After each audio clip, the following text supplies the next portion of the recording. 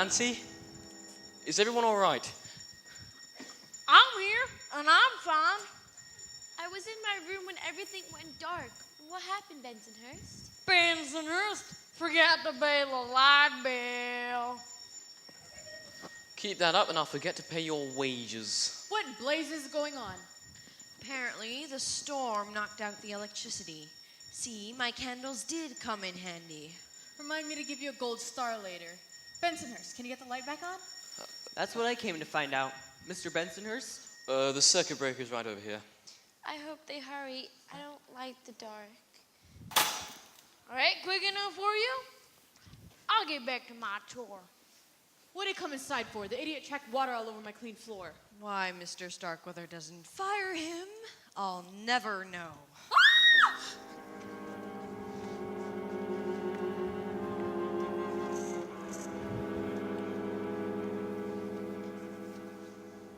Any luck? Yeah, it was there all right, and it should be enough to pinpoint our murderer.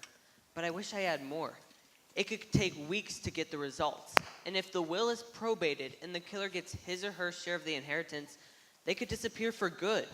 I mean, it's easily doable to buy a new identity for $1 million or more. I'd hope that we'd learn more from questioning the suspects. I know. They were so busy with trying to make each other look guilty, they didn't reveal much about themselves. Sometimes just the slightest... Simon, here on the rug. It's... What they were doing was so insignificant, I barely noticed it at the time. Simon, I know who murdered your grandfather. Who? I'll tell everyone as soon as I gather the evidence. Quick, go tell Bensonhurst to gather all the guests down here immediately. Yes, sir. Minerva sent me here to see if you'd like another pot of coffee. No time for that. Tell everyone to gather down here on the double. Yes, sir. I don't think the police chief will mind if I use sandwich bags. I don't think he'll mind at all. It's so late. What's going on? Why are we have to be here? Quiet down a bit. Take a seat, everybody. You better have a good reason for Take a this. seat. Take a seat, please. I'm so tired. Mr. Davis, it is very early or very late, depending on how you look at it. If no one else is going to ask, I will. Why did you call us together at this hour? It has been a long night, hasn't it? I know you all are very, very tired. I know I am. But I thought you would rest a little easier knowing who murdered Simon Starkweather. What? You mean you've discovered who killed Great Uncle Simon? I'm pretty sure I have, as I'm going to show you in the next couple minutes. I'm amazed, Mike. How did you figure it out? First, I had to find the answer to a question that had bothered me from the beginning. It would have been so easy to make Mr. Starkweather's death appear of natural causes, a suggestion Jordan Starkweather made to Miss Withers. For example, Mrs. Starkweather or her son could have given him some of her digitalis to trigger a heart attack. Then again, any of you who were aware that she had them and had left some spilled on the floor earlier tonight could have done the same thing. Also, Miss Withers could have injected an air bubble into his bloodstream with her hypodermic needle. Then again, any of you who were aware that she had them could have stolen one and done the same thing. I bet also some of you considered frightening the old man to death. Rufus with his axe, Minerva with her knife, Miss Thompson with her gun, Bensonhurst with his wrench. The possibilities are endless. Why then did the murderer choose to put a blood pressure cuff around Mr. Starkweather's neck and inflate it until he was strangled to death? The answer is so simple, I feel foolish for not realizing sooner what must have really happened. Well, might one ask what that is? Well, when the blood pressure cuff was put around his neck, Mr. Starkweather was already dead. What? That doesn't make Am I right, Miss Van Zandt? You are very clever, Mr. Davis. It had to have been you. We were in here together when the lights went off. I went to go find Bensonhurst, and you went to go check on Mr. Starkweather. His murderer must have slipped into Miss Withers' room moments before you found the body. That's what I figured too. But why the cuff around his neck? Well, as our able detective here has been able to surmise, the murderer made it appear that Mr. Starkweather had had a heart attack. Death had indeed been due to natural causes. There was no doubt in my mind, however, that someone in this house had killed him. I knew that under the circumstances, the coroner would have no reason to perform an autopsy on the body, nor would the police conduct an investigation, and I wasn't about to let my employee's murderer get away scot-free. I saw the blood pressure cuff on the table, so I grabbed it, wrapped it around Mr. Starkweather's neck, and inflated it before wheeling him into this room. And your plan worked. No one would ever question the fact that he had been murdered. And then young Mrs. Simon hired Mr. Davis to find the killer. Which I have. That was very naughty of you, Miss Van Zandt. Your little ploy had me distracted from the main problem. Instead of thinking who did it, I kept thinking, why did they do it that way? Once I solved that piece of the puzzle, the rest came easier. I'm sorry, Mr. Davis, but if you have discovered the identity of the murderer, then the ends seem to have justified the means. I'm sure the police will agree.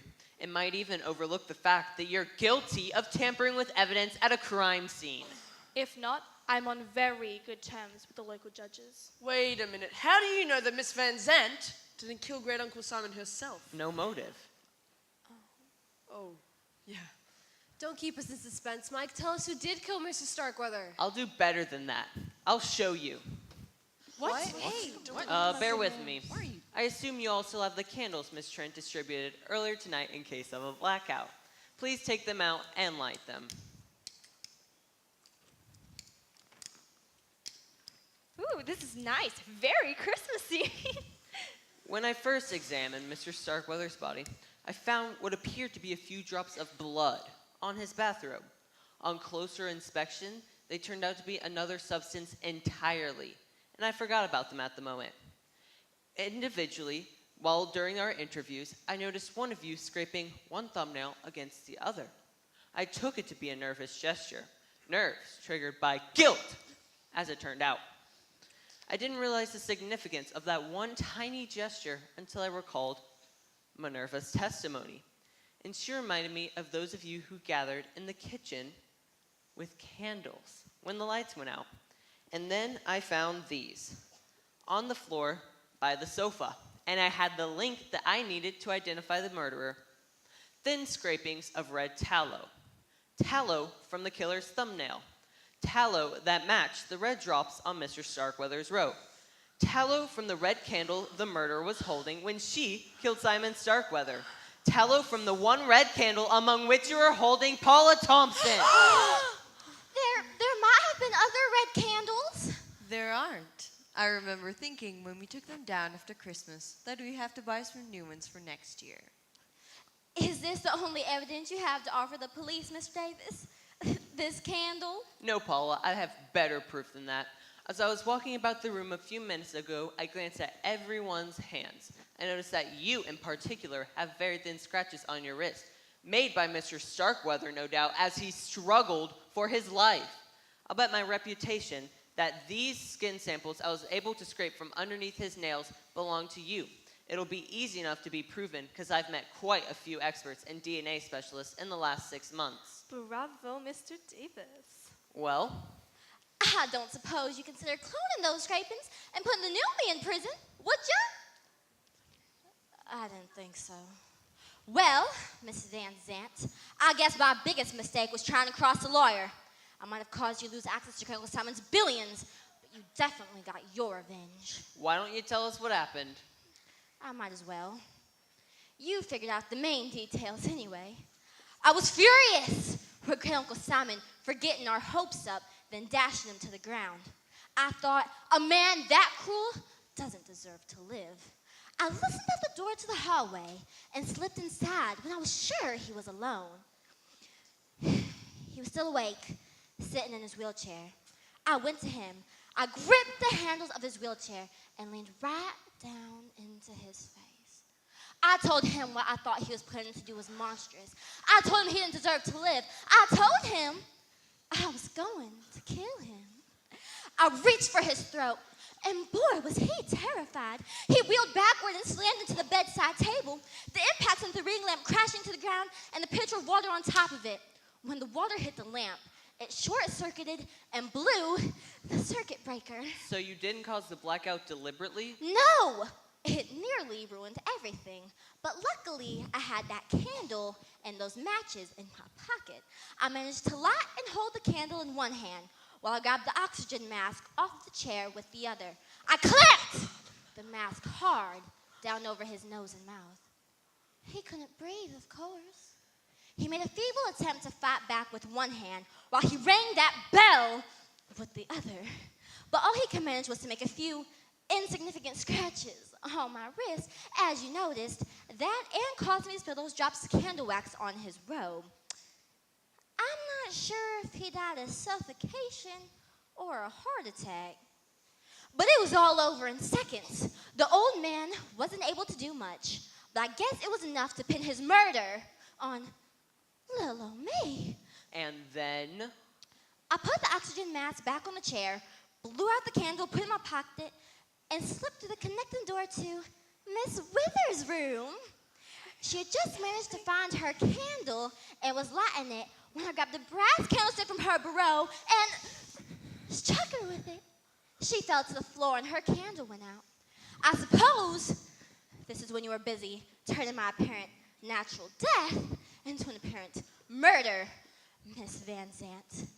A few moments later, Kathy screamed, and I joined the rest of you as you ran in here. I'm sure you were surprised as everyone else to see that blood pressure cuff around his neck. Oh, I was, but what could I do? It was easy to guess what Miss Van Zant had pulled. I would have loved to kill you two for ruining everything, but I didn't dare try, of course, until now. At this point, I don't have anything to lose, do I? Don't anybody move. Easy now. You don't want to do anything you might regret. It's a little late for that advice, Mr. Davis. Get up. You're coming with me. Oh, but where can we go? The bridge is all washed out. I know where that fallen tree is that Simon mentioned. Simon, there are car keys on the table. You're never going to get away. Oh, I think I might. You see, all the phones are down and all your cars are on this side of the stream. It would take you hours to walk to town and notify the police, but I'll be long gone by then. And what about me? I would have committed the perfect murder if you hadn't interfered. What do you think I'm gonna do with you, honey? Well, nothing if I can help it. Are you all right? Yeah, I'm fine.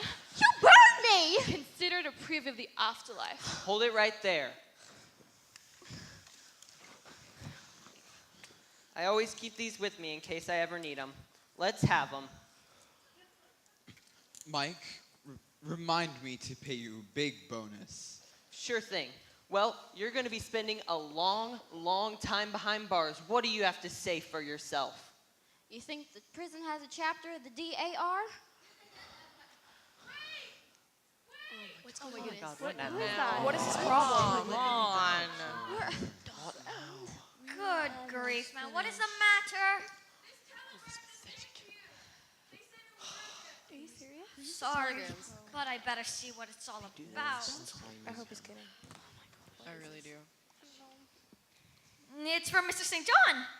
It says he just came to from a drug-induced coma, and when he awoke, a fantastic solution to the play was crystal clear. Now? Oh my, this new ending is unbelievable. Better than any of the possible conclusions he came up with before. You simply have to see it. Oh, I see some things which have to go down the first act.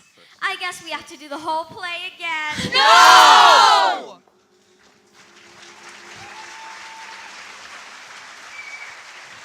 Where's the bag? Where's your arm?